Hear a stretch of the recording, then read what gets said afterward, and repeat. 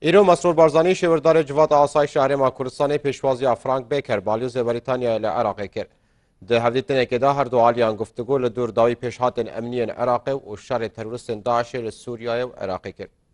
مسرور بارزانی جەختی لە پشتیوانی زیاتری یارمەتی سەربازی بۆ هەرمی کوردستان لەلایەن کۆمەڵگەی نێودەوڵەتی کردەوە و ڕایگەیان کە پێشمەرگە قوربانی لە ڕادەبەدەری داوە وێڕای کەمیونکۆنی چەکەکانیەوە. لا بەشێکی دیکەی دیدارەکەدا ڕاوێژکاری ئەنجومەنی ئاسایشی هەرمی کوردستان داوای لەلایەن سیاسەکانی عێراق کرد بۆ پتەوکردنی پرۆسەی سیاسی و بەدیهاتنی لامەرکەزی بۆ حکوومەتە خۆجیەکان پێداچوونەوە بە ستراکتۆری سیاسی لە بەغدا بکەن و گوتی